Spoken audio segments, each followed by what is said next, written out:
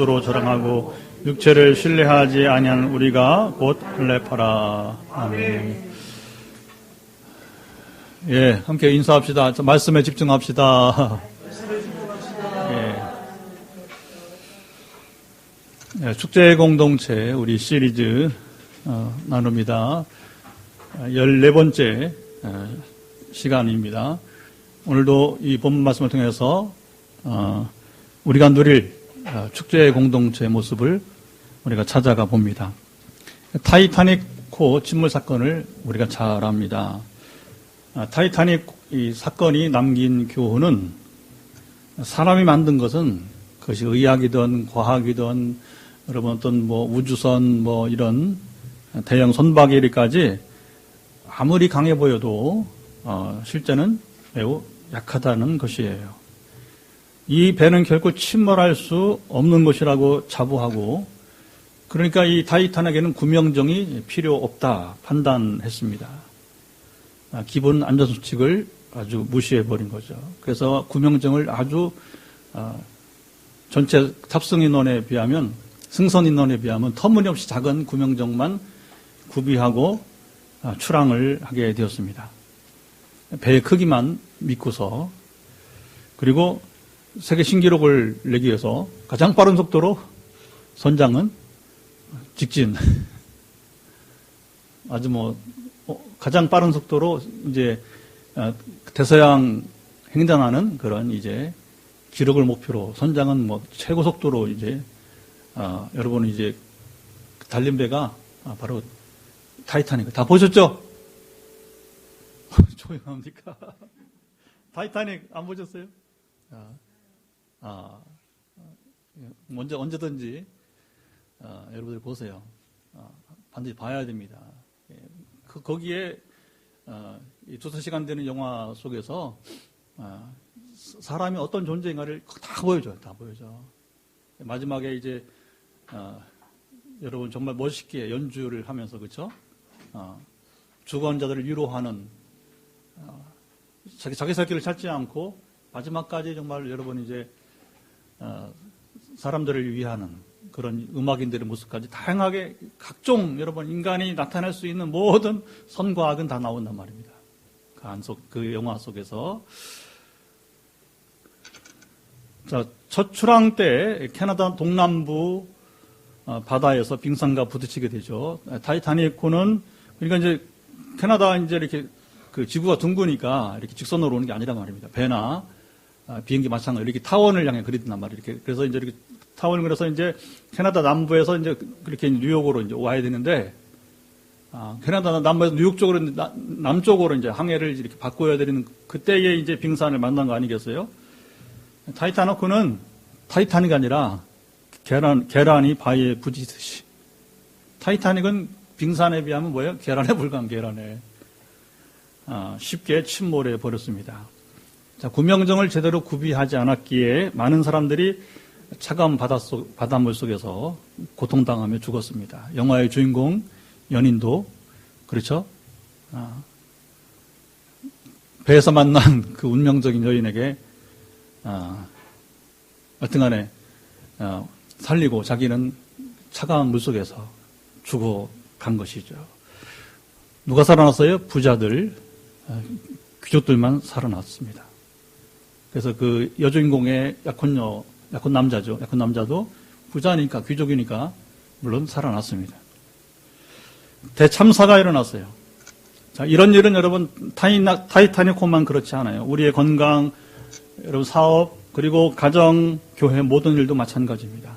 아무리 튼튼해 보이고 여러분 영원할 것 같아도 실상 그렇지 못합니다. 강남에 대형 교회가 서면 여러분 그 대형 교회 영원할 줄 알아요? 그렇지 않아요.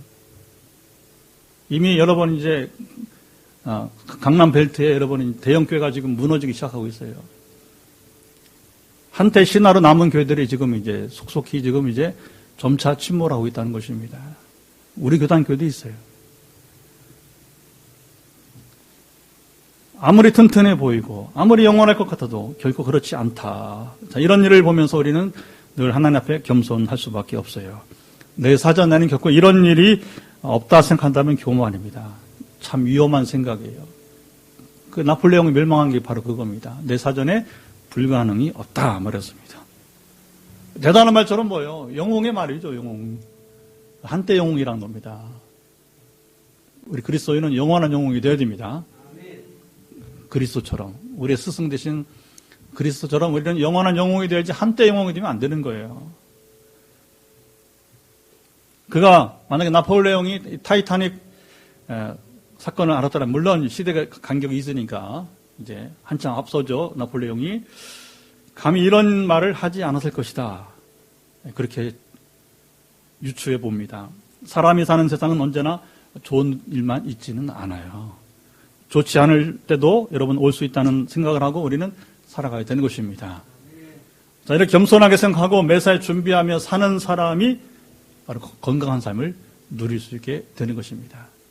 육신의 건강, 영혼의 건강, 여러분 우리가 삶의 건강 다 마찬가지죠. 오늘 본문은 빌립보 교회를 향하여 사도 바울이 건강한 교회가 되는 비결을 말씀합니다. 다 같이 건강한 교회 시작. 그동안 특별히 1세기 후반부터 해서 이 건강한 교회 시리즈는 많이 나왔어요. 내일부터 우리 국제 컨퍼런스 있는데 영상으로 함께 하잖아요.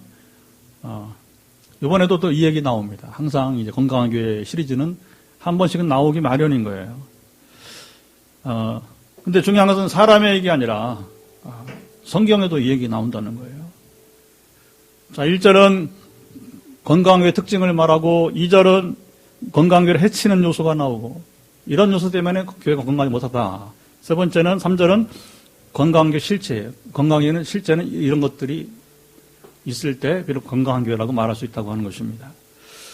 자, 먼저 건강교회의 특징이 무엇인지 봅시다. 1절을 같이 한번 크게 읽어보죠. 시작. 끝으로 나의 형제들아 주 안에서 기뻐하라. 너에게 같은 말을 쓰는 것이 내게는 수고로움이었고 너에게는 안전하니라. 건강한 교회, 건강한 성도는 여러분 주 안에서 기뻐합니다.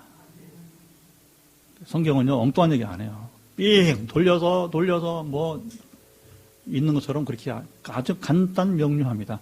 여러분 예수님 말씀 보세요. 어려운 게 있어요? 복잡합니까? 아닙니다. 아주 심플 메시지예요. 저도 젊었을 때 설교할 때 뭐 문장이 길었어요. 그렇게 하는 게 또 마땅한 줄 알았고 나이 들수록 제 설교가 심플해집니다. 우리 조건사님 혹시 가장 오래 그래도 이제 벌써 18년 4월부터 19년 차 설교를 들으시니까 그럴 수밖에 없어요. 이게 인생을 깨달으면 말이 어려워지지 않아요. 단순해져요. 문장이 길어지지 않아요. 아주 여러분 짧아집니다. 그렇게 되는 거예요. 여러분 건강한 교회는 뭐라고요? 주 안에서 기뻐하는 교회가 건강한 교회다. 할렐루야. 기쁨이 없는 교회는 병든 교회라는 거예요. 어려울 거 없어요. 기쁨이 없는 성도는 건강하지 못한 성도라는 것입니다. 근데 문제는 여기 사도 바울이 말하는 기쁨이란 의미가 무엇이냐 하는 거예요. 사람들은 기쁨을 좋은 일이 있을 때 누리는 것으로 제한합니다. 이게 문제죠. 얼굴에 기뻐하는 모습이 있으면 뭐라 그래요? 뭐 좋은 일이 있어? 집사님 뭐 좋은 일이 있는가 봐. 이렇게 자연 반응이죠. 그 자연 반응. 자, 이런 기쁨은 세속적 기쁨이라고 불러요. 다른 말로는 감정적인 기쁨이라고 합니다. 그러니까 일의 결과에 따라서 희비가 엇갈릴 수 있어요. 물론 좋은 일 있을 때 기뻐해요. 당연히. 그러나 그런 것만으로 기뻐하는 것이 아니라고 하는 겁니다. 사람이 감정을 무시하는 얘기가 아니에요. 오해하지 마세요. 주 안에서 누리는 기쁨은 일의 결과에 좌우되지 않습니다. 일이 잘 될 때에만 기뻐하지 않습니다. 생각대로 일이 풀리지 않고 고난이 있을 때에도 여러분 기뻐할 줄 안다는 거예요. 빌립보서를 보면서 바울이 어떤 형편에 있는지 잘 알고 있습니다. 지금 바울의 생각과 계획대로 모든 일이 잘 풀릴 때가 아니었어요. 바울이 어느 때 기뻐하라고 했는지 이게 여러분 중요한 것입니다. 그래서 그 문맥을 보게 되면 이 본문의 상황을 보면 세상 조건을 봤을 때는 세속적 여러분 기쁨 봤을 때는 기뻐할 수 없는 상황이라는 얘기예요. 사도 바울의 계획은 로마를 거쳐서 어디까지가 그 복음을 전하고 싶어 했죠? 바울의 목표는 자 이제 여러분 예루살렘에서 안디옥은 시리아 그리고 터키 지방 올라와서요. 여러 교회를, 그리고 그리스까지 왔습니다. 그리스 있는 게 어느 교회예요? 그리스가 시작이 빌립보예요. 빌립보. 마게도냐 첫성이라고 하는 것이 이제 빌립보 지역의 옛날에 마게도냐. 지금은 마케도니아 나라가 있어요. 근데 데살로니카에 가보니까 공항 이름이, 데살로니카가 지금 아테네에 이어서 그리스 두 번째 도시라고 하더라고요. 재작년에 가보니까. 근데 공항 이름이 뭐냐면 마케도니아 공항이야. 그러니까 마케도니아 나라에서 시비를 붙는 거예요. 우리나라 이름인데 왜 데살로니카 도시에서 공항 이름을 마케도니아 공항이라 하느냐. 그러니까 빌립보가 할 말 있죠. 우리 옛날에 마케도니아는 원래 우리 지명이라는 거예요. 선취권이 우리한테 있다. 그러니까 마케도니아 나라가 할 말이 없는 거죠. 그런 여러분 이제 배경이 있잖아요. 그 다음에 이제 아테네, 아덴, 그리고 고린도 이런 데가 다 베레아, 이게 다 그리스예요. 바울이 다 지나갔잖아요. 그렇죠? 이렇게 지나가서 아덴을 지나서 그다음에 고린도, 아덴에서 그 실망하고 낙심했는데 하나님이 남부지방인 이제 그 인근에 고린도라고 가서 이제 역전이 일어나요. 하나님은 여러분 그렇습니다. 낙심할 때가 있어요. 그러나 다시 하나님은 여러분 하나님의 사명자로, 사역자로 알고 다시 일어나게 하십니다. 다시 여러분 기쁨을 맛보게 하는 겁니다. 우리 인생은 결국이 뭐냐? 문제가 없는 게 아니라 문제를 극복해 가는 과정이에요. 우리 여러분 사명자 마찬가지입니다. 항상 잘 되는 아니에요. 이렇게 때로는 추락할 수 있는 거예요. 때로는 이상한 경험도 할 수 있는 것이고 연단이 여러분 있게 되는 거예요. 그리고서 이제 로마 이제 바울이 이제 그러니까 고린도까지는 이렇게 순례를 했단 말입니다. 그런데 로마는 가지 못해서 다시 내려와요. 다시 그래서 뭐냐면 이제 바울이 이게 세 번이나 세계 전도 여행을 하는 거잖아요, 그렇죠? 그래서는 이제 제수의 몸으로 이제 로마에 오긴 하는데 그러나 바울의 목표는 로마가 아니라 서바나.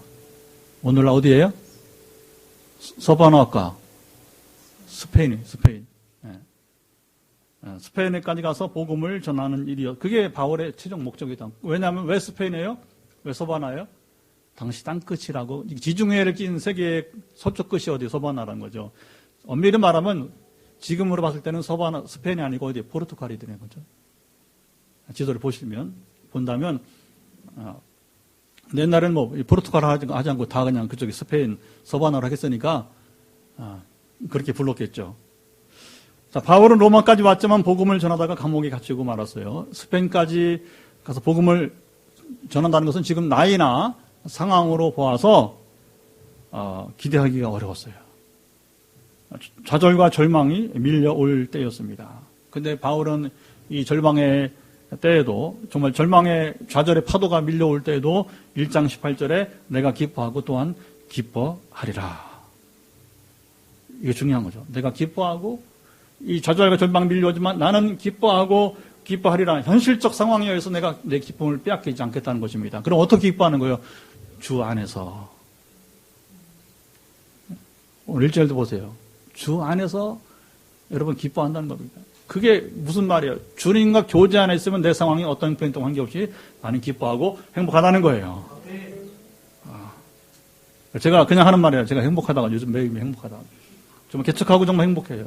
생산적인 목회를 하고 불필요한 갈등을 피하고 오직 하나님만 바라고 하나님 절대 공급하심에 따라서 지금 4년 그리고 5년째 건축까지 하고 건축 후에도 다시 저게 끝이 아니고 한 번 더 건축을 할 것이다. 이게 웃긴 얘기죠. 세상을 받을 때는. 근데 약속을 받았기 때문에 그 비전이죠. 비전을 받았기 때문에 지금 뭐 저건 아무것도 아니란 말입니다. 저건 이제 발판에 불과한 거니까 몸통은 앞으로 우리 세대 가운데 나올 거예요. 할렐루야. 우리 송정훈 집사님 기대해 보세요. 그 다음 몸통이 어떤 것일지 한번 기대해 보세요. 그때까지 잘 믿음을 자라길 바랍니다. 주님과 교제 안에 있으면 기쁜 거예요. 그 자체가. 상황은 아무것도 아니라는 것입니다. 상황은 인생의 파도처럼 기쁠 때 있고 슬플 때 있는 거예요. 즐거울 때 있고 여러분 이제 또 어려울 때 있는 것이고 그거에 따라서 춤추지 않는다는 거죠. 그냥 무던하게 항상 여일하게 꾸준하게 그러면 그 기쁨을 여러분 바울이 뭐냐면 아무도 빼앗을 자가 없는 거예요. 그 히브리서 11장에 보면 믿음장 있잖아요. 믿음장 쭉 나오면 뭐라고 합니까? 세상이 감당하지 못할 사람이라고 합니다. 우리 교회가 앞으로 정말 포항 땅을 거룩하게 하려면 세상이 감당할 수 없는 여러분 교회가 되어야 됩니다. 아멘. 세상이 무엇을 위협해도 끄떡하지 않는 성도들이 모인 교회. 아멘. 어떻게 하면 그러면 끄떡하지 않느냐? 니들 까불어봐 소용없다. 교계든 여러분 뭐든지 여러분 권세든 관계없다. 뭐 좌파우파 관계없다. 나는 그런 거 흔들리지 않아. 나는 그보다 훨씬 위대하신, 정말 비교할 수 없이 위대하신 하나님이 지금 내 곁에 계시고 나는 그의 종이기 때문에 나는 진실하게 그의 말씀을 쫓아만 살아간다. 할렐루야. 그런 사람이 정말 무서운 사람이에요. 겁대가리 없는 사람이고 세상의 말은 겁이란 것이지 여러분 위협이 안 된단 말입니다. 아무 위협이 안 되는 거예요. 아무 위협이. 그 지경에 여러분 그 정대 이루어야 성숙함이 이뤘다고 우리가 보게 되는 거예요. 다 여러분 저와 같이 성숙한 지경에 이르길 바랍니다. 자, 오늘 본문에서는 빌립보교를 향하여서 나의 형제들아 주 안에서 기뻐하라. 시작. 나의 형제들아 주 안에서 기뻐하라. 자, 바울이 빌립보교를 향하여 기뻐하라는 말은 나도 기뻐하니 너희도 기뻐하라고 하는 것입니다. 다시 말하면 나는 기뻐할 수 없는 상황이나 너라도 기뻐하라. 이게 아니라는 거예요. 그럼요, 리더십 발휘가 안 되는 거예요. 나는 이러이러한 상황이니까 나는 못하지만 너는 하라. 그게 여러분 말이 통하겠어요? 어림없는 얘기죠. 세상이 호락호락 하지 않아요. 내가 먼저 누리고 내가 먼저 자유하고 내가 먼저 온전해야 여러분이 이제 리더십이 따르게 되는 것이 아니겠습니까? 이렇게 깃발을 흔드는 사람이 이 시대에 있어야 되는 거예요. 그런 사람만이 포항 땅을 거룩하게 할 수 있고 통일을 선포할 수 있는 여러분 이제 군대로 나갈 수 있는 리더가 될 수 있을 것입니다. 저와 여러분 주어진 도전이에요. 그러면 이거 이제 1차 성전, 2차 성전 그건 아무 문제가 없어. 그건 건물이 문제가 아니고 하나님 우리 어떻게 함께 하시는지 여러분이 이제 그리고 우리 자라가면서 이건 굉장한 여러분 이제 놀라운 일인 것입니다. 여러분 칼빈이나 루터가 종교개혁가들이잖아요. 그들이 처음부터 위대한 사람들 아니었어. 그런데 시대가 너무 악하니까 요즘에 우리가 그랬잖아요. 엘리야, 엘리사 수요일 금요일 날 보면서 계속 교찬 보면서 엘리야, 엘리사가 위대한 사람이 아니다. 그 시대가 이제 아합 가문이 쭉 이어지면서 지금 이제 이번 주에 이제 아합 가문의 멸망이 나오는데 너무 악하고 너무 힘든 시대니까 역경의 시대니까 그런 선지자를 통해서 여러분 능력을 주신 것입니다. 그렇지 않으면 이스라엘이 하나님을 떠나니까 완전 떠나버리니까 그나마 신앙의 명맥을 유지하게 하기 위해서 뭐냐면 엘리야와 엘리사에게 여러분 권능을 준 거지 엘리야, 엘리사는 아무 관계 없단 말입니다. 이 시대 지금 하나님 여러분 교회를 필요로 해요? 안 필요해요? 일꾼은 안 필요합니까? 절대적으로 일꾼은 필요합니다. 절대적으로 여러분 이제 하나의 온전한 교회 모습을 여러분 필요하고 있는 것입니다. 그 도전에 우리 주장원님 말에 의하면 그 거룩한 흐름에 탑승하신 여러분 올라탄 여러분들을 축하드립니다. 이 비전이에요. 교회 크다고 아니에요. 이 비전은 교회 여러분 수량과 관계없어요. 단 한 사람이라도 여러분 엘리야 엘리사가 여러분 여러 사람이었어요? 한 사람이었어요. 한 사람. 그런데 뭐라고 합니까? 그들이 죽기 전에 항상 똑같이 엘리야도 그렇고 이스라엘의 병거와 마병이요. 이건 엘리사가 엘리야를 말했고 그리고 엘리사가 죽을 때 이스라엘 왕이 그러잖아요. 야, 이제 엘리사 죽으면 끝장이라는 거예요. 쉽게 말하면 이제. 그러니까 이스라엘의 병거와 마병이요. 당신 한 사람이 이스라엘 군대라는 것입니다. 할렐루야. 그냥 우리 이런 관계 없어요. 그러나 이제 어떤 포항 땅을 거룩하게 하려고 또 통일을 우리가 선봉하려면 일꾼이 필요하니까 거기 합당한 일꾼 숫자는 모르겠습니다. 여러분 그런 준비된 일꾼들을 앞으로 세워가실 줄 믿습니다. 건강하게 건강한 성도는 고난 속에서도 여러분 기뻐합니다. 고난 가운데도 기뻐한다면 건강한 교회예요. 성숙한 성도들이 모인 공동체가 될 것입니다. 자, 1절에 기뻐하라고 말씀할 때 바울이 강조하는 독특한 표현이 하나 나오는데 뭐예요? 끝으로. 시작. 끝으로. 전에 번역은 뭐라 했냐면 종말로 이렇게 나왔어요. 끝에 하는 말은 중요한 말이에요. 자, 이제 빌립보서는 이제 절반이 끝났잖아요. 그렇죠?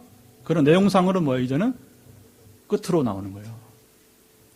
분량으로는 절반이지만 내용상으로는 이제 뭐냐? 마지막으로 이렇게 하는 말이 벌써 여기서 나오게 되는 거예요. 중요한 말이니 끝으로 하는 말이니 뭐예요? 정신을 차리고 들으라 하는 말씀이에요. 바울은 기뻐하라 말씀하며 같은 말을 쓰는 것이 내게는 수고로움이 없다 이렇게 말합니다. 자, 같은 말을 쓴다는 것은 뭐예요? 반복해서 말을 한다는 의미예요. 자, 반복해서 말하는 것은 그만큼 중요한 것이다. 강조할 때 쓰는 거죠. 그렇죠? 내가 반복해서 하는 말을 너희가 듣는 것은 첫째는 교회에 유익하고 너희 각 사람에게도 유익한 것이다 말씀하는 것입니다. 자, 1절을 정리하면 이렇게 볼 수 있어요. 주 안에서 기뻐할 수 있는 것은 훈련으로 가능하다는 얘기입니다. 하루아침에 안 된단 말입니다. 우리가 아브라함 얘기를 자꾸 얘기하면서 여러 각인시키잖아요. 아브라함이 신앙 연단이 40년 이상 걸렸다고 했잖아요. 그리고 그 하이라이트가 꽃이 뭐예요? 이삭을 번제드릴 때에 이제야 내가 나를 경외한 줄을 내가 알았노라. 시작. 이제야 내가 나를 경외한 줄을 알았노라. 이게 여러분 성숙함이에요. 성숙함. 여러분, 우리 제자는 태어난 것이 아니라 만들어진다. 누가 한 말입니까? 내백의 선교의 월터 헬릭슨. 자, 이 사람은 1980년 우리말로 번역돼서 그때 뭐냐면 한참 이제 우리나라의 이제 초기죠. 제자 훈련이 소개되는 초기였어요. 그리고 교회로서는 선교단체는 이제 뭐 CCG라든가 여러 내비게이터 등에서 이렇게 주로 대학생 청년 중심으로 해서 훈련을 했는데 교회에서는 사랑의 교회 옥하는 목사님이 바로 개척하며 80년 초반에 개척을 하면서 처음으로 이제 제자 훈련 교회에 적용하게 되었어요. 자, 제자는 태어난 것이 아니라 훈련으로 된다. 그래서 이분 쓴 책이 뭐냐면 이제 월터 헬릭슨이 훈련으로 되는 제자. 시작. 훈련으로 되는 제자. 훈련받아 성숙한 성도가 될 때에 주 안에서 여러분 기뻐하는 삶을 누리는 것입니다. 여러분 세상 감당치 못한 사람 하루아침에 되겠어 생각을 해보세요. 어떤 연단을 겪고 여러분 지냈기에 과연 세상 감당할 수 없는 사람이 되었냐는 말입니다. 자, 오늘 이제 말씀을 나눈 저와 여러분이 주 안에서 기뻐할 수 있길 바랍니다. 그러면 환경에 관계없이 상황에 없이 여러분 기뻐한다면 우리 교회가 그때서 비로소 건강한 교회를 할 수 있는 거예요. 여러분 각 사람들이 건강한 성도가 되는 것입니다. 자, 2절은 건강한 교회를 해치는 요소를 말씀하는데 2절 말씀을 읽어보세요. 2절 말씀 시작. 개들을 삼가고 행악하는 자들을 생각하고 몸을 상해하는 일을 삼가라. 아무리 건강한 사람이라 하더라도 바이러스가 들어오면 어떻게 됩니까? 감염될 수밖에 없습니다. 그래서 코로나 감염자의 동선을 밝히잖아요. 뭐 외국에서는 막 깜짝 놀라잖아요. 어떻게 그런 사적인 그런 정보를 그리 남발하느냐. 그런데 그렇게 안 하면 이거 뭐 피해를 뭐 감당할 수 없으니까. 지난 주중에도 이제 저기 문덕이 하면 두부집이 좋은 데가 있어요. 우리 장로님 포항 와서 식사를 나랑 같이 많이 해보잖아요. 그래서 뭐 이제 횟집이라든가 이런 데는 뭐 여러 군데 있는데 여기 토속 음식으로서는 제일 칭찬하는 집이 문덕의 전통 두부집이 있어. 그래서 그냥 아무 생각 없이 이제 그 금요일 날 때 임 장로님 감리하시는 분 오셨기 때문에 그래서 이제 제가 운전하고 갔어요. 갔더니 딱 코로나 이렇게 동선이 겹친 거예요. 그러니까 폐쇄지, 폐쇄. 일정 기간 폐쇄. 그러니까 아마 코로나 한참 5천 문덕이 좀 시끄러웠잖아요. 그렇죠? 그 식당에도 거쳐간 거예요. 누군가. 그러니까 아예 여러분이 이제 그 구청에서 딱 폐쇄.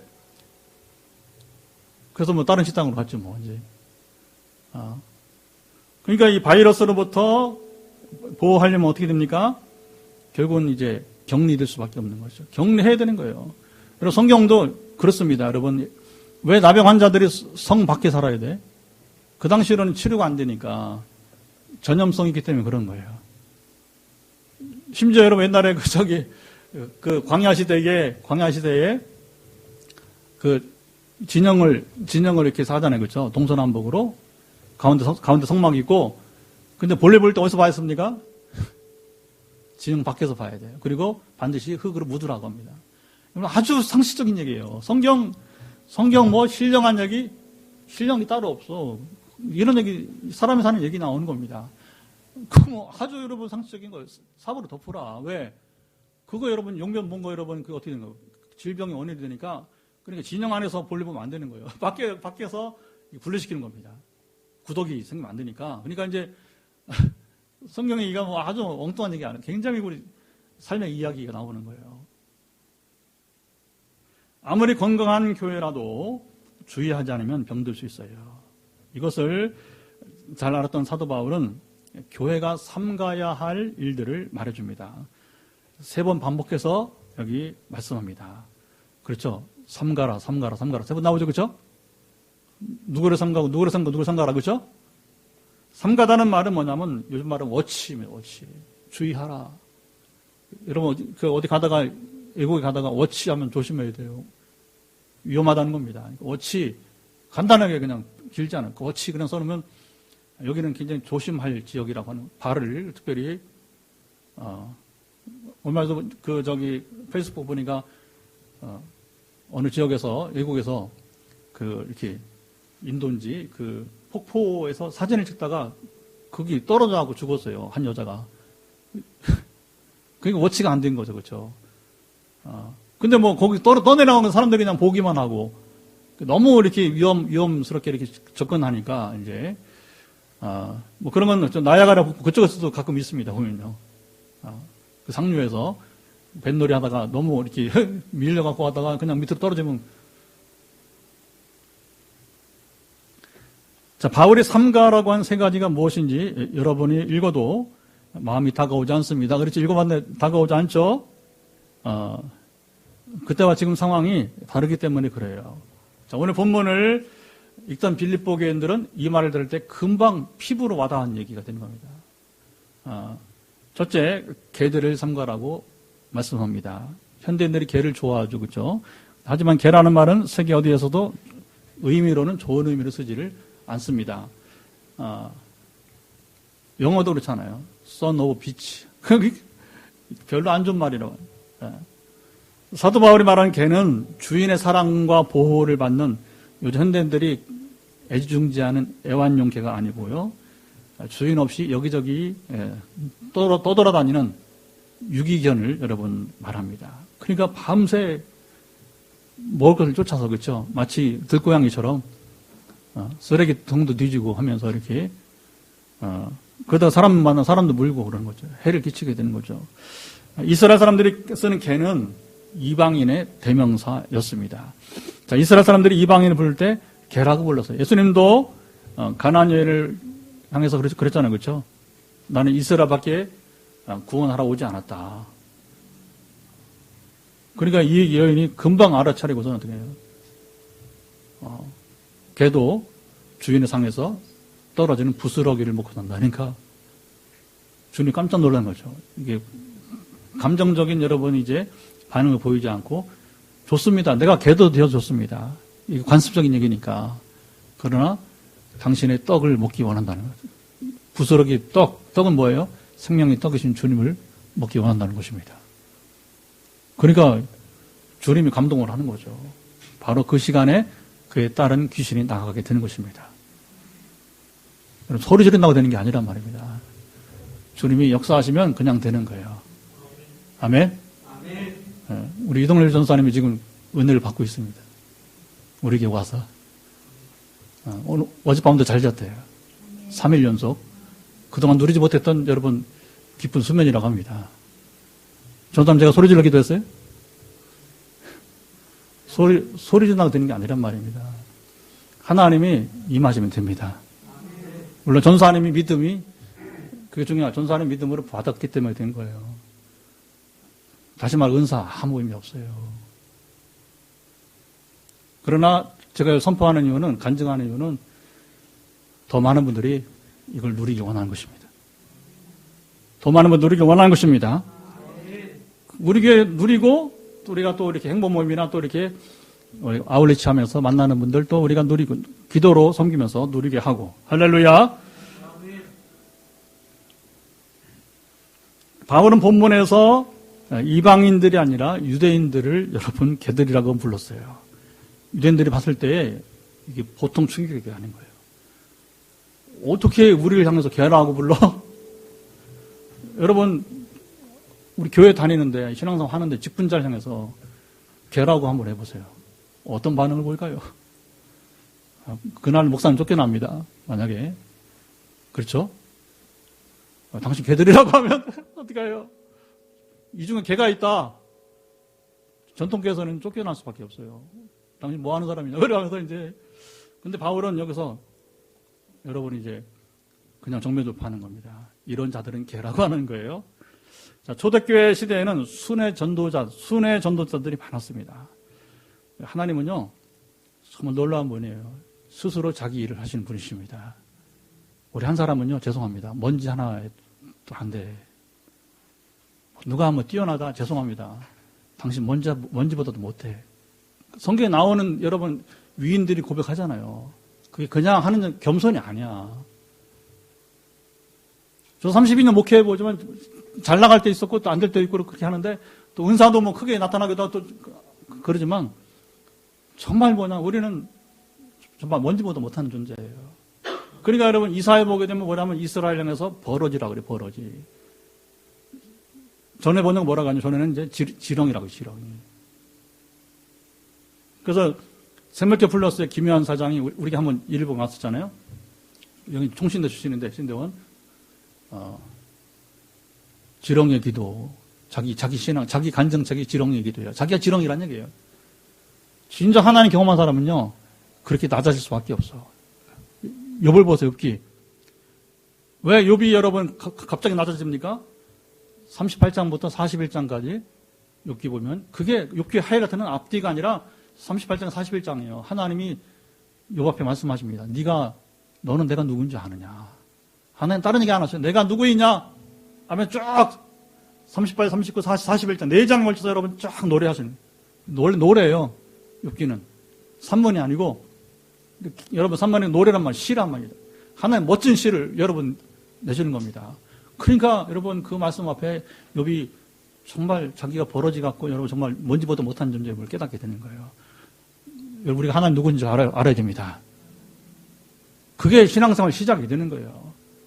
어떻게 하나님 앞에 여러분 감히 여러분 건방 떨고 여러분 어떻게 여러분 교만할 수 있어요? 그건 아직 성숙하지 못한 것이고 결정적으로 뭐냐? 당신 아직 신앙이 아니야.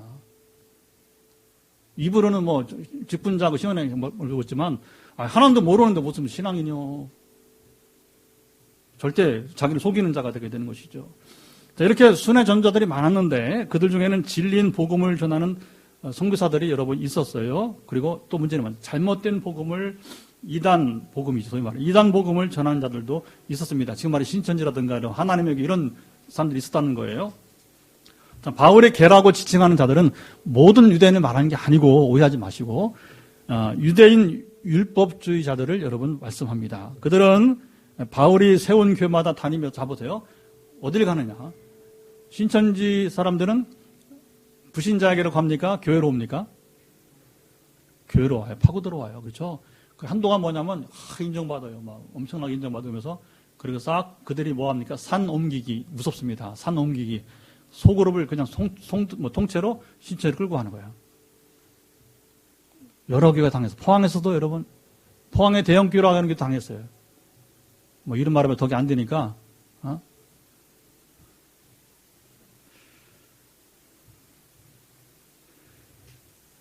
정말 무섭습니다, 여러분.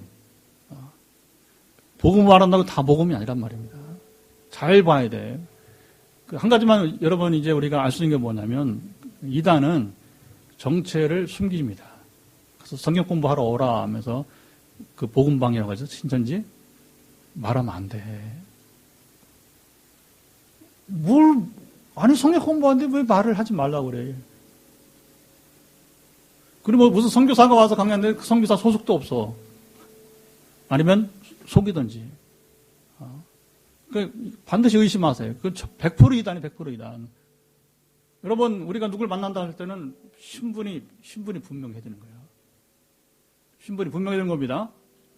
근데 이제 신분이 이제 불분명한데 거기다가 뭐 자꾸 뭐 이렇게 숨기는 게 있다 그러면 그 사람 교제가 딱 끊어버려. 왜냐하면 말을 하면 논쟁이 되니까 그러면 더 어려워지니까 그냥 끊어버려. 나는 당신하고 맞지 않습니다. 한마디만 하면 돼.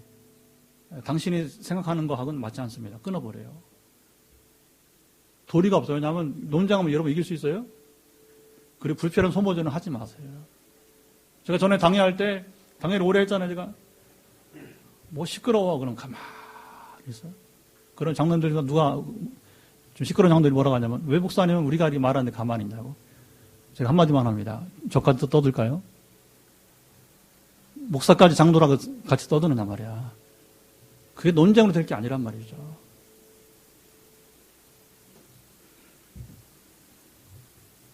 여러분, 오늘 시대도 이런 자들이 있습니다. 바울이 경고하는 개들. 이런 자들을 교회 내에서 용납하면 건강한 교회가 여러분 될 수 없습니다. 다른 건 모르죠. 진리에 대해서 타협할 수 없는, 타협 불가예요. 사도 바울은 개들에 이어서 둘째, 행악하는 자들을 삼가라고 말했습니다. 이들은 법과 도덕을 무시하는 자들이에요. 다시 방종에 빠진 자들이에요. 예수를 믿기만 하면 아무렇게나 행해도 괜찮다고 가르치는 사람들입니다. 이들 뭐라고 하냐면 쾌락주의자라고 말하는 거예요. 그리스 철학 가운데서 에피쿠로스 학파가 이런 자들이에요. 그리고 이제 스토아 학파라고, 스토아 학파는 이제 절제를 강조하는, 너무 절제를 강조하는 거예요.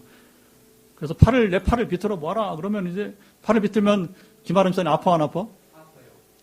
근데 이 사람들은 아프다고 해, 안 아프다고 그래. 팔이 부러져도 완전 정신 나간 사람들이지. 팔을 비틀면 김 목사님 아파요, 안 아파요? 그러니까 완전히 극단이야, 극단.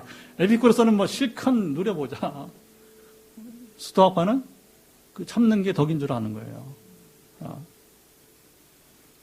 그냥 한 얘기 실제로 그랬대요. 이런 스토아파 철학자들이 그리 미련했다는 겁니다. 쉽게 말하면 교회는 의인들의 모임이 아니고 죄인들의 모임입니다. 저와 여러분 모두 허물을 안고 살아갑니다.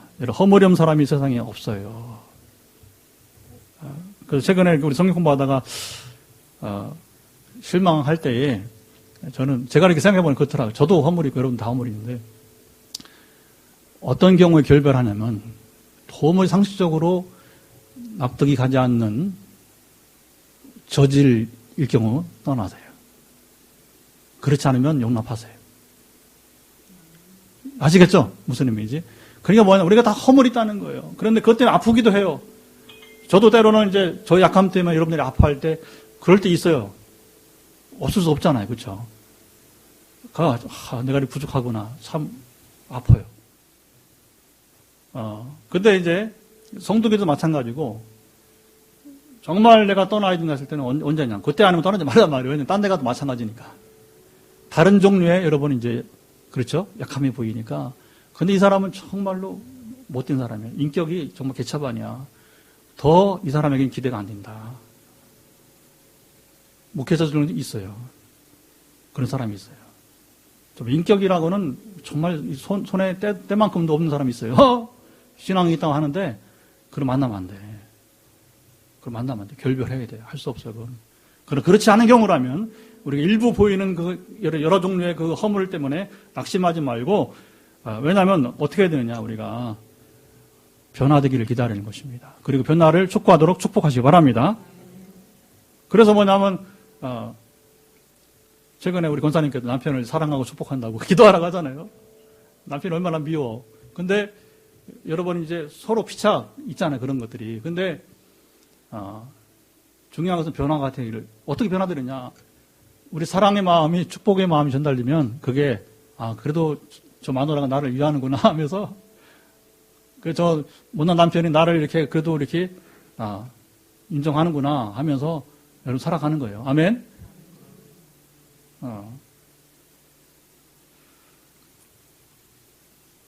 만일 여러분 허물이 없는 사람이 세상에 있다면 예수님 땅 오실 필요 없었죠.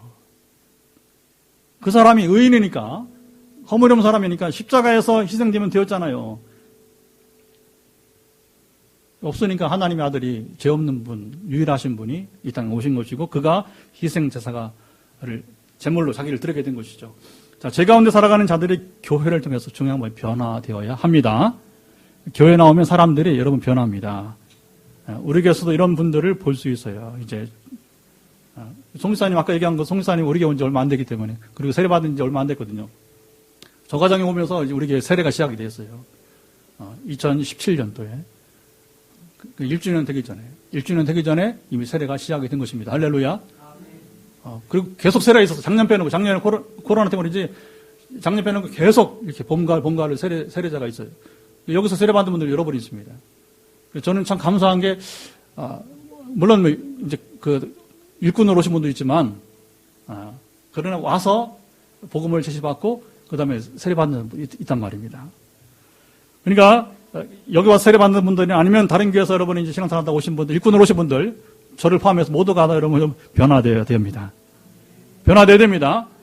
얼만큼 변화되느냐? 에베소 4장 13절, 우리가 아는 것과 믿는 것이 하나가 되어야 되고, 안다고 자랑하지 마세요. 믿습니까, 진짜? 그리고 누릴 수 있어야 돼요. 그리 잘해야 되는데, 누구만큼? 그리스도 예수의 장성한 분량이 충만한 데까지. 다시 말하면 예수처럼 변해야 됩니다. 근데 예수처럼 될 수 있어요, 없어요? 못 돼요. 그러나 적어도 죽기 전까지 달려가면 적어도 비슷한 모양으로 나와야 됩니다. 아멘?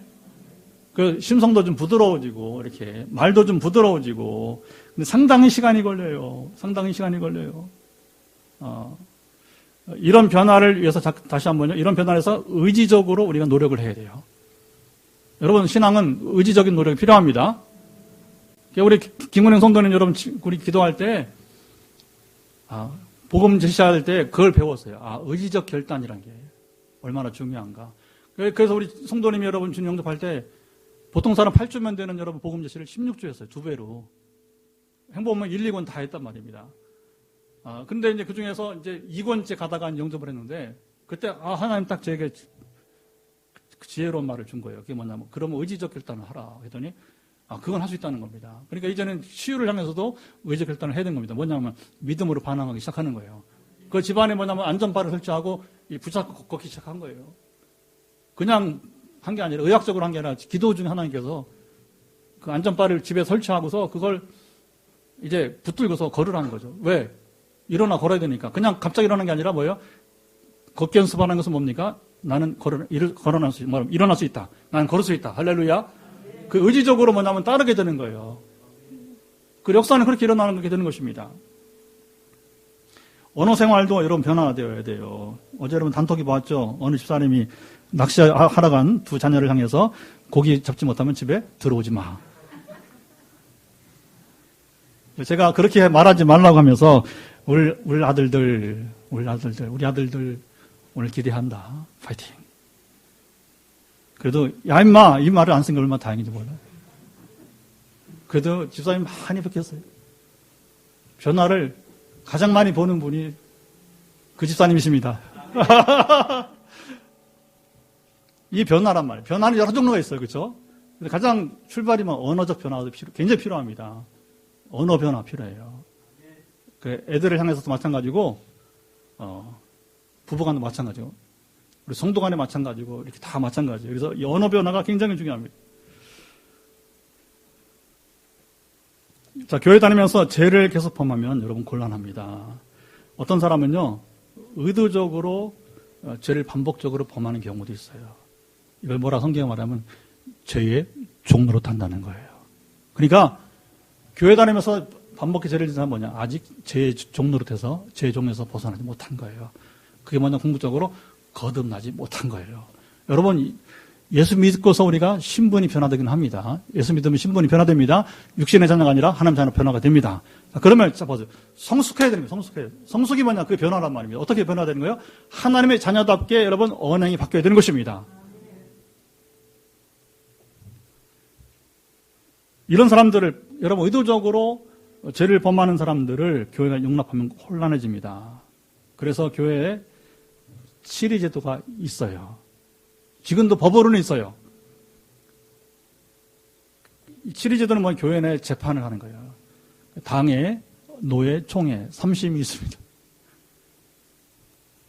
진정한 삶의 변화를 여러분 촉구하는 거예요. 자, 우리나라에서 남한에서 제일 오래된 교회가 어느 교회예요? 서울 세문안교회. 북한까지 합치면 황해도의 솔래교회. 솔은 뭐예요? 소나무죠, 그렇죠? 내는 냇물이죠. 그래서 한문으로 송천이요. 소나무 송자 해서 송천교회인데, 거기는 이제 만주에서 복음을 들었던 사람들이 이제 자기 고향에 와서 서상윤이라고 하는 사람이 이제 세문안교회 서상윤의 후손들이 있어요. 지금 이제 은퇴 장로 됐는데 이제 세만한께 최초의 장로가 두 분이었는데 그 두 분이 죄를 범했습니다. 선교사님들이 그들의 죄를 여러 번 이제 치리했어요. 장로직을 박탈하고 출교시켰습니다. 더 이상 세문학교 출입하지 마시오. 허락하지 않은 거예요. 지금 같으면 난리 법석 났을 것입니다. 저는 포항과 노예하면서 그걸 봤어요, 실제로. 구룡포의 어느 교회인데 장로님을 치리했습니다. 못했어요, 내가 보니까. 그래, 노예하는데 그 효자교에서 그랬대요. 효자교에서 건너편에 노예하는데 2층에 방청석에 와서 또 떠들어대는 거예요. 야, 도대체 부끄러움도 모르고 한국교회는 초기에 치를 엄격하게 적용하였어요. 자연스럽게 한국 초기교회는 사도행전의 초대교회처럼 건강한 교회로 자라났습니다. 제가 마지막에 이제 제가 교회사 전공하면서 그 논문을 쓸 때에 주로 한국 초기교회 쪽으로 제가 연구를 했잖아요. 너무 잘합니다. 이 부분에 대해서는. 문제는 세월이 갈수록 한국교회가 양적 성장에 치우치기 시작했어요. 경쟁적으로, 그렇죠? 경쟁적으로 서로 1등 하려고. 여의도 순복음교회 옛날에 조영기 목사 간증, 제가 책을 한 2,000페이지 읽었어요. 장모인 제사실 목사랑 같이. 왜 읽었느냐? 그래도 한때 하나님이 성령의 사람으로 쓰임받은 사람이니까 뭐 읽어봐도 별반 없더라고요. 그 얘기만 성령님이나 내 얘기만 성령 같은 분이시더라고요. 많이 도움이 됐죠. 두 번 빌 필요는 없어요. 한 번만 딱 한 2,000페이지 읽어보니까 일주도 안 걸렸어요. 너무 쉬우니까. 실제 얘기니까. 여러분도 혹시 그런 부분에 관심 있으면 한번 읽어보세요. 영적 경험을 하기 원하면. 왜냐면 그래도 한국에서는 최고 경험한 분이니까. 이분도 목표가 뭐였냐면 영락교회를, 옛날 한경재 목사님 목회하던 영락교회를 따라가는 거. 그 당시 영락교회 얼마였냐면 이제, 여의도 순복음교회 서대번 있을 때에 5,000명, 영락교회 5,000명 모였어요. 그러니까 자기는 뭐냐, 영락교회보다 1,000명이 많은 6,000명만 되면 자기는 평생 수건이 없다고 생각한 거예요. 근데 하나님은 이제 한국교회 부흥의 한 면을 이제 나타내기 위해서 그를 통해서 6,000명이 아니라 수십만에 이르는.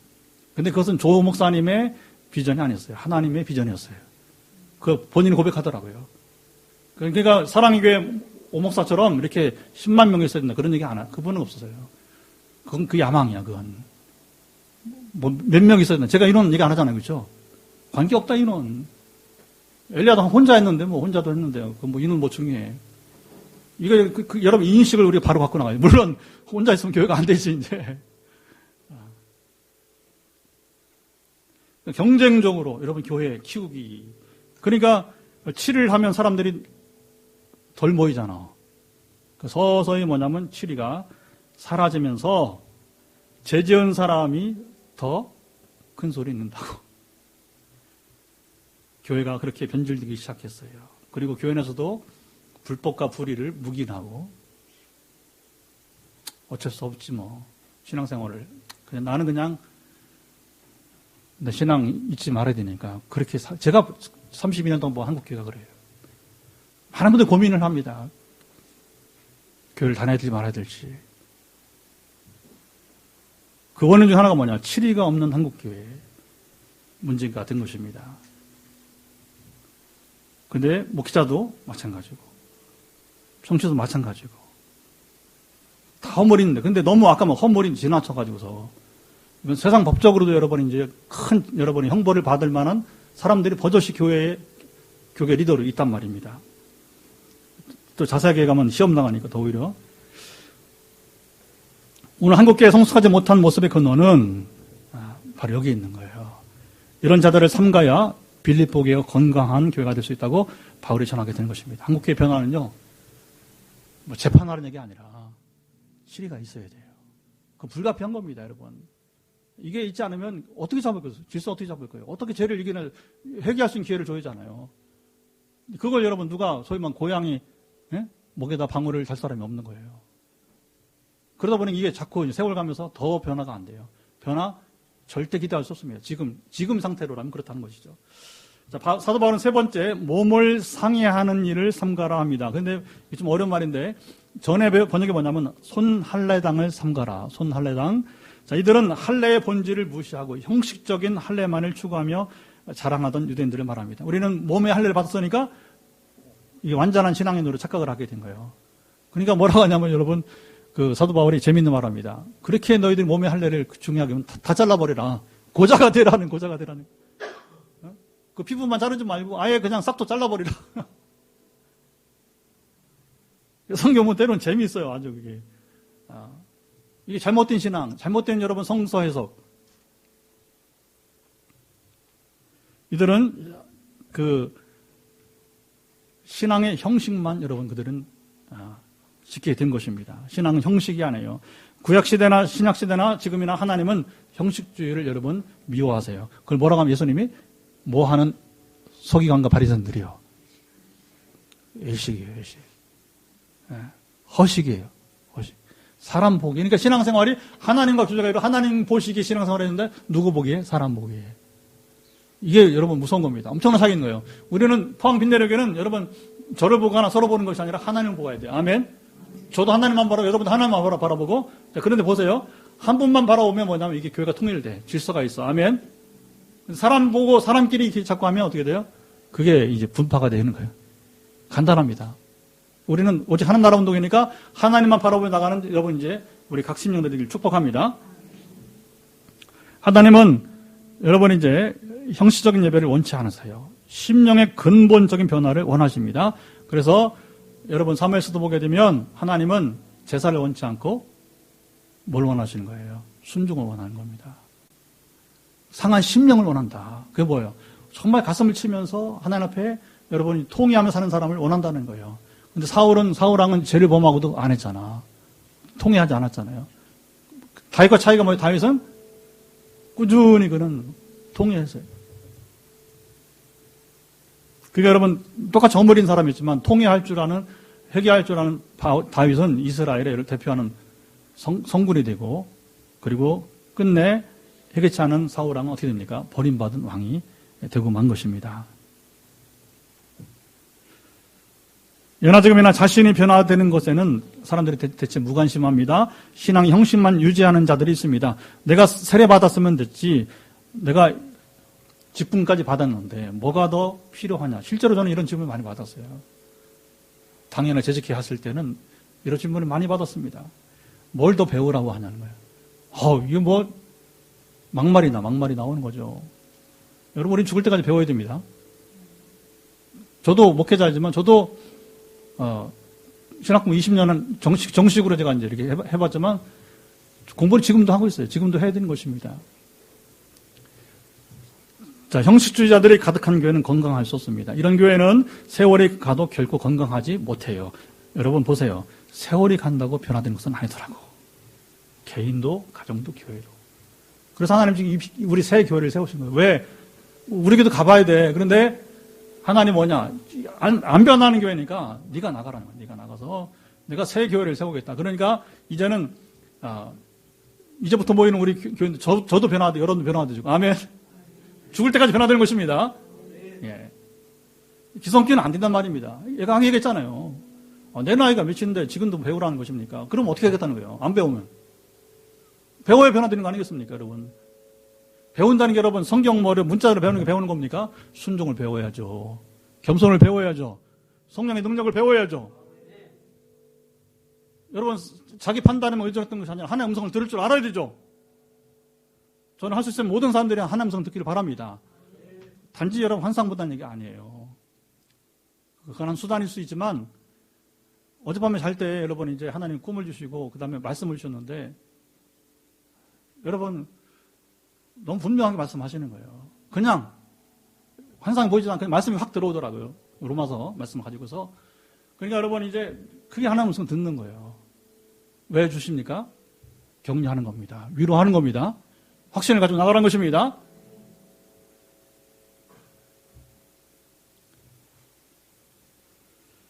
사도 바울이 삼가구 주의하라고 한 세 부류의 사람들은 예수님과 거리가 먼 자들이었습니다. 빌립보에게 전혀 도움이 되지 않아서 도리어 해를 끼치는 자들이었어요. 그들은 하나님의 뜻에서 멀어진 자들이었습니다. 바울은 이런 무리들을 삼가고 물리쳐서 건강한 교회를 세우라고 권했습니다.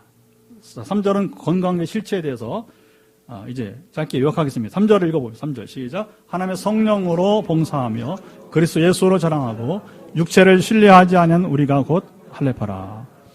건강한 교회 실체는 먼저 하나님의 성령으로 봉사합니다. 봉사란 말의 히브리어 원어를 보게 되면 예배란 말과 같아요. 아바드가 섬기다는 말인데 예보다가 이제 예배거든요. 그러니까 이 예보다, 예배란 말의 어원이 뭐예요? 바로 아바드, 섬긴다는 말이에요. 그래서 영어로는 예배를 뭘로 번역하냐면 워십, 정확히 번역하면 워십 서비스라고 말합니다. 워십만 있지 않고 서비스가 붙어야 이게 영어의 예배의 원래 본말이 되는 거예요. 성령으로 봉사한다는 말은 영적 예배를 드린다는 말입니다. 예수님도 영어 4장 24절 같이 한번 해봅시다. 하나님은 영이시니 예배하는 자가 영과 진리로 예배할지니. 다시 한번 시작. 하나님은 영이시니 예배하는 자가 영과 진리로 예배할지니라. 전에는 신령과 진정으로, 신령이 영이란 말이었어요. 성령과 진리는 말씀이에요.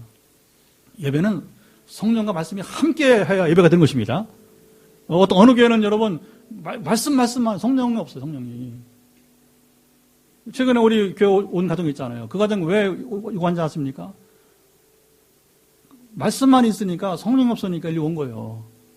우리 교회 오는 분들은 여러분 두 가지를 다 누리기 바랍니다. 두려워하지 마세요, 여러분. 성령사역, 저는 그래요. 성령사역 별로 안 좋아합니다. 그 말 자체를. 아니, 하나님과 교제하면 여러분 성령 임하시는 것이지. 왜 성령사역이 따로 있어? 근데 오히려 하나님과 교제 안에 있지 않기 때문에 성령이 나타나지 않는 거예요. 전통교회 그건 해결해야 됩니다. 지금 우리가 한국교회사에서 제가 원래 그 전통교회 있었잖아요. 저도 그렇게 생활했었고, 근데 성령이 실제로 임하시고 보니까 마치 바울이 다메섹에서 부활한 주님 만나고 나서 성령의 사람이 된 거 아니겠습니까? 아멘. 저에게서 그런 바울적인 다메섹 경험이 언제냐면 2010년 봄이었어요. 차차차 해서. 그리고 계속 그 세계를 좀 잘하게 해가지고 두려울 게 없는 게 뭐냐면 하나님은 선하신 분이기 때문에 성령은 선하신 분이십니다. 출처가 하나님으로부터 온 거라면 여러분 아무 염려 없습니다. 우리의 모든 비전, 지금 행하는 모든 치유, 여러분 축사 아무런 관계 없는 거예요.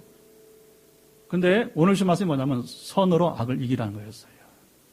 악을 이기라는 거예요. 악을 이기라는 거예요. 악이 뭐고 선이 뭐예요? 선은 하나님이십니다. 성령이십니다. 악은 사탄이에요. 사탄이 방해한다는 거예요. 우리 교회 여러분 가만히 있겠습니까 지금? 방해하는 거예요. 그걸 이기고 극복하면 여러분 승리하십니다.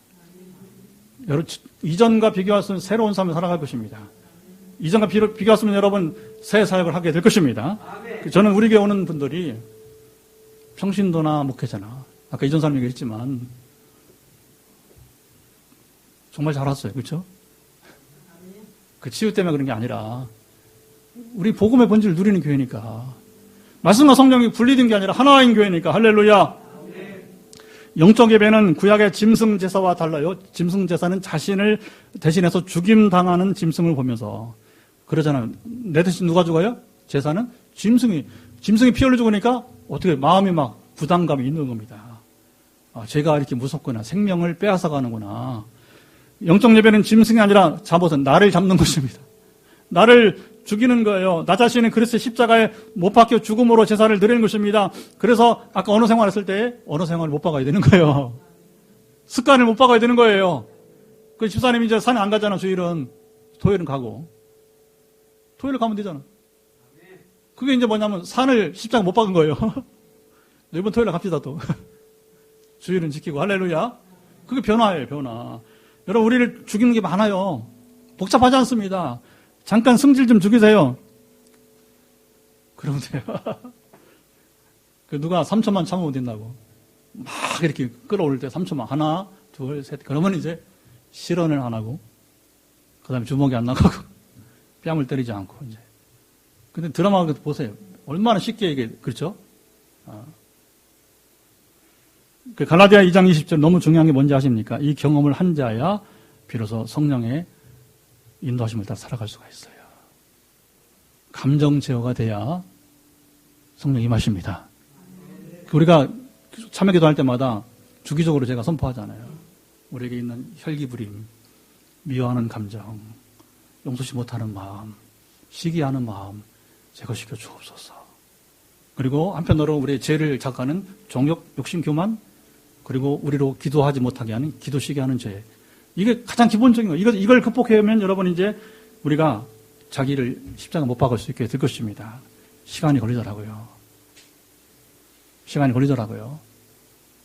저도 더 순간에 따라서 못 박아야 돼요. 여러분들 자기를 여러분 십자가 못 박으세요. 그러면 놀라운 경험을 합니다. 근데 제가 아직까지 사역을 해보니까 현실 문제는 해결하기 원하고 자기는 십자가 안 받아. 자기는 십자가 못 박지 않아. 그래서 한국교회가 아마 성숙함에 이르지 못하는 거예요. 새 교인, 우리 교회는 자기를 십자가에 못 박음으로 해서 여러분 은사도 경험하고 성숙함이 이르기를 바랍니다. 그럼 아무 문제 없어. 누가 공격해도 와봐라. 나랑 대화하자. 아무 문제 없어. 누굴 두려워하겠어요, 여러분. 여기 자신이 죽지 못하고는 영적 예배가 못 되는 거예요. 그리고 성령으로 봉사하는 것은요, 내 힘이 아니라 성령의 능력으로 섬기는 것을 말합니다. 베드로는 4장 11절, 여러분 누구든지 봉사하려거든 하나님이 공급하시는 힘으로 봉사하라. 하나님이 공급하시는 힘으로 하라. 시작. 하나님이 공급하시는 힘으로. 이게 바로 성령으로 하라는 얘기예요. 여러분 우리 신앙생활은 열정으로 되는 게 아니에요. 영으로 해야 됩니다. 성령으로 해야 됩니다. 목회 왜 힘든지 아세요? 열정으로 하는 게 힘드는 거예요. 최근에 어느 집사님이 제가 이렇게 기도 사역하고 하려니까 아이고 목사님 참 열정이 대단합니다 그러더라고요. 열정이 아니라 사랑이에요. 사랑이에요. 성령께서 그분을 그 집사님에서 뭐냐면 사랑하라고 하는 겁니다. 기도해주라. 사랑의 최고 표현이 뭐예요? 기도예요. 아멘. 제가 만약 열정을 한다면 이미 꼬꾸라졌어요. 4년 못 버티고. 건강교회 실체는 둘째, 오직 예수만 자랑합니다. 이예배 유대인 율법주의자들은 여기 몸을 상해하는 이들, 육체적 할례만 강조하는 이들은 육체를 신뢰했습니다. 자신의 주님 앞에서 내세울 곳이 있다고 착각하는 이들이에요. 자기 자신이 아직도 살아있습니다. 자신을 주장합니다. 사도 바울은 이들을 갈라디아 3장 3절에 성령으로 시작했다가 이제는 육체로 마치는 자라고 이렇게 정의합니다. 신앙생활을 시작했지만 아직 성숙하지 못한 모습이라고 하는 거예요. 이런 점에서 믿음은 신앙 연수가 중요하지 않습니다. 오늘 본문은 오늘 예배를 드린 우리들에게 세 가지 질문을 던집니다. 다시 한번 질문 던집니다. 내가 지금 영적 예배를 드리고 있습니까? 나 자신이 십자가에 못 박혀 죽었습니까? 내 삶에서 그리스도를 지금 여러분 자랑하며 살고 있습니까? 이 세 가지 질문에 우리가 숨기지 말고 다 고백합시다. 제자는 태어나지 않고 만들어진다고 했는데 나를 만들어 사용해달라고 기도합시다.